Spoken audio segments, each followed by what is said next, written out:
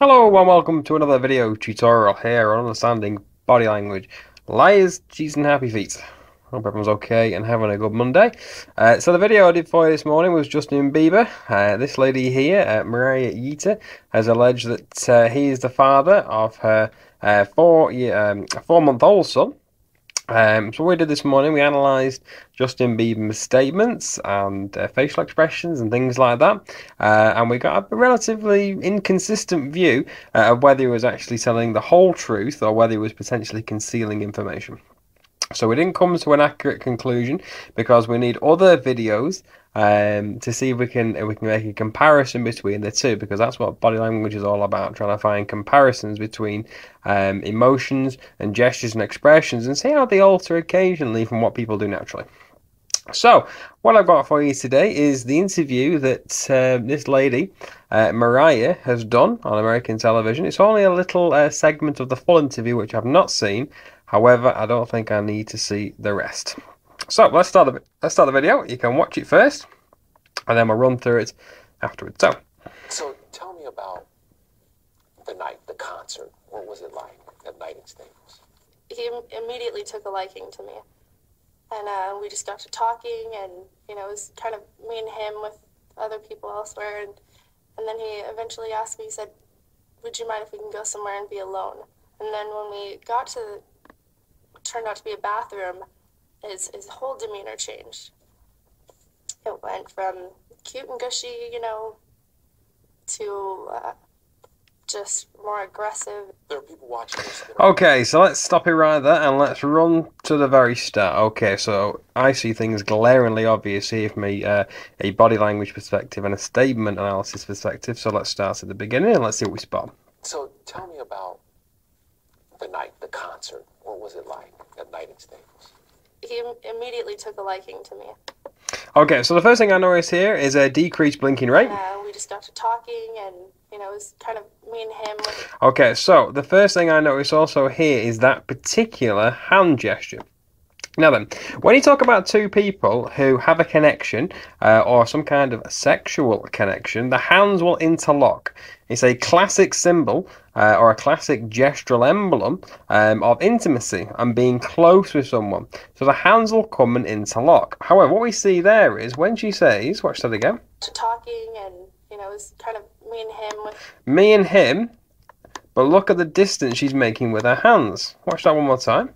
Me and him with me and him. There you go. So she's making gestures here, me and him.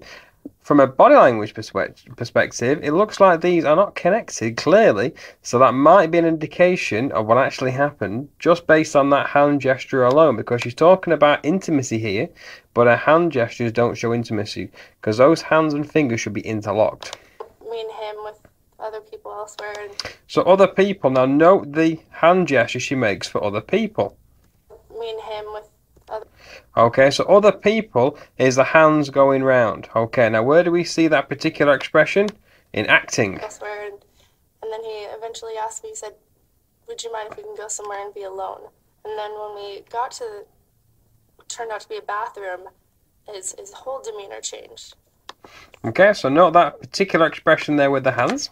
His whole demeanor changed. She's very fond of doing that particular expression there. It went from cute and gushy, to just more aggressive. Okay, now that little section there is very significant to me.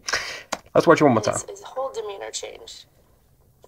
It went from cute and gushy, to Now that little hand gesture there for me tells me she's struggling recalling information, because she's making that little gesture there where we place our hands in front of ourselves, and the fingers will often pull down like that to try and recall information. Now sometimes we do this when something's never happened and we're trying to think about something. So increased cognitive load, which we potentially see here because she's struggling, because you listen to the speech. Cute and gushy, to just more aggressive. And what's even more interesting to note here is because she's got that hand gesture in that particular response there, so she's trying to really think about something. And also we note the inconsistent facial expression with what she said. Aggressive. There you go, look at that. Just more aggressive. There are people watching. There is no corresponding facial expression with aggressive. Now, if you were talking about someone who's quite aggressive, the initial response is to pull the eyebrows down and together to make the anger micro-expression. We don't see that here. And that's interesting. Our facial expressions correspond to what we say verbally. When we're recalling information that's true, we can actually feel the emotion here. She's talking about aggressive behaviour shown by Justin Bieber. However, we don't see that flash on the face whatsoever. We don't see that. Watch that one more time. Watch the whole thing back. Know how when she's struggling here, we can see with the speech that it becomes very slow, and that comes with increased cognitive demands, trying to think.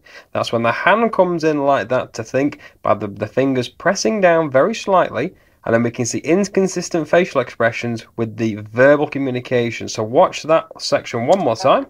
Cute and gushy, to just more aggressive. There are people So watching she's pulling things out of thin air, it looks like. this that are not going to believe what you're saying. I've provided evidence to my attorneys, and it'll show in court. Okay, now what's interesting to note here is the hand placing across herself here. What you're saying. I've provided. Okay, so I, and the hand goes instinctively towards yourself, so it's a possession thing, which Justin Bieber didn't say I. He'd missed the pronoun out I when he was talking about this lady in the first instance. Check the other video I did before. Evidence to my attorneys. So slight speech error. And it'll show in court to prove that my allegations are true. Can I ask you what those... Now, to prove my allegations are true. Now then, if I was talking about a true subject, I wouldn't make it an allegation because I know full well that it's fact. So bear that in mind. Allegation still has the potential for it not being true. However, if she knows the actual truth and this really happened, you wouldn't use the word allegation because you know full well that it is completely and utterly true. So you wouldn't use that particular word, in my opinion. It'll show in court to prove that my allegations are true.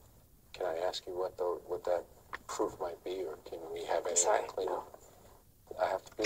Now what we get there is a partial smile. Now watch that again. Note how the tongue comes toward the side of the mouth. What that proof might be, or can we have any clean up? So why would you be flashing happiness there? We can clearly see in that particular expression here, the tight lip smile and the zygomatic major is pulling the cheekbone up towards the eye. We don't see any crinkling around the eye, which is the orbicularis oculi, so it's not a real smile. However, she's smiling when she's talking about the fact that she can't talk about the case. Can we have any clean up?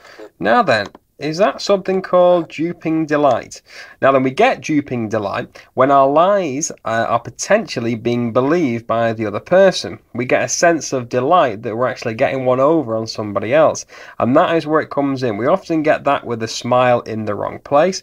And we also get that by the use of the tongue pressing into the corner of the mouth, just like that. So the tongue is very significant with something called duping delight. If you want more information about that, have a look at Dr. Paul Ekman's work on duping delight. It's very fascinating. It's when we're potentially getting away with something or we're duping the other person into believing our lies. We're not saying she is lying, but potentially that's what this characteristic could look like. I have to be a little straightforward with you and tell you that the security guard we talked to, he said that Justin went to the dressing room that night. He went into the dressing room. His mother was there. His hairstylist was there. His best friend was there. Then he came out of the dressing room. He was with him the whole time. They walked him to the car. Now, watch that particular hand-to-face gesture here.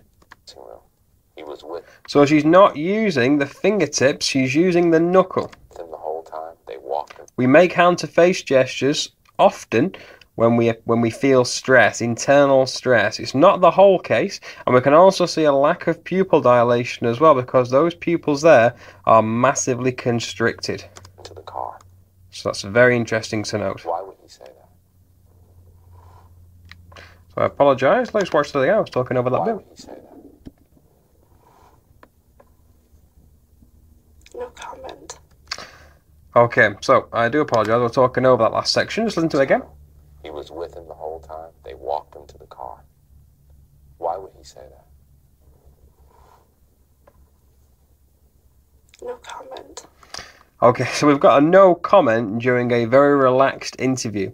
Now, bearing in mind, this is not an interrogation. This is not the law enforcement interrogating this young lady. So there should be no reason to say no comment throughout this. If she knows the real truth and Justin Bieber is actually the father, you'll be confident in your delivery to say that, you know, what happened that night is this happened, that happened, X, Y, Z. You would not be saying no confident because it just looks like you're making the whole thing up. So that particular statement there is quite significant to the rest of the non-verbal and the verbal behaviour we've seen. So to watch it all back again from the very start. The night, the concert, what was it like? What do we see?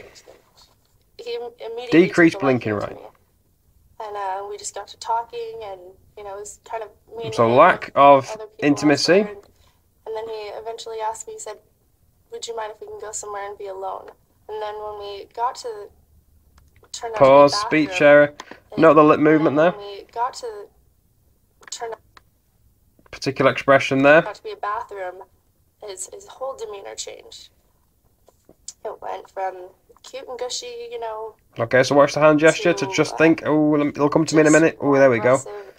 Aggressive, no facial expression that corresponds with that specific emotion. I've provided evidence. Okay, so that's self-emblem. Attorneys, and it'll show in court to prove that my allegations. So the T has come. Can I ask you what that proof might be? We see use of the tongue here.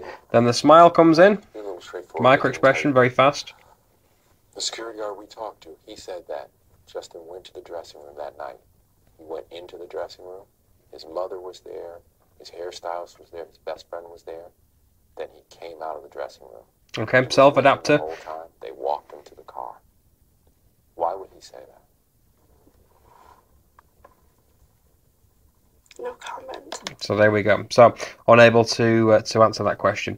So there you go. So it's very interesting to note the video I did before about Justin Bieber removing the pronoun I and then the woman. I think that these two probably did see each other at that concert. However, I don't think that they got together in an intimate sense. I think they might have kissed, but I don't think that there'll have been anything sexual, because what I'm seeing there, I'm not seeing the right emotions coming through on this lady, and her gestures are not in time with her words, because we're seeing a lot of gestures associated with additional cognitive processing, which comes with sometimes just pulling things out of thin air. So there you go. So I hope you enjoyed that video tutorial here on understanding body language. Liars, cheese and happy feet. If you'd like to check out my body language page, all you've got to do, just type in understanding body language, liars, cheeks and happy feet into your Facebook and it pops up, or just check the link below. So there you go. So that's 2 videos done on this Justin Bieber case.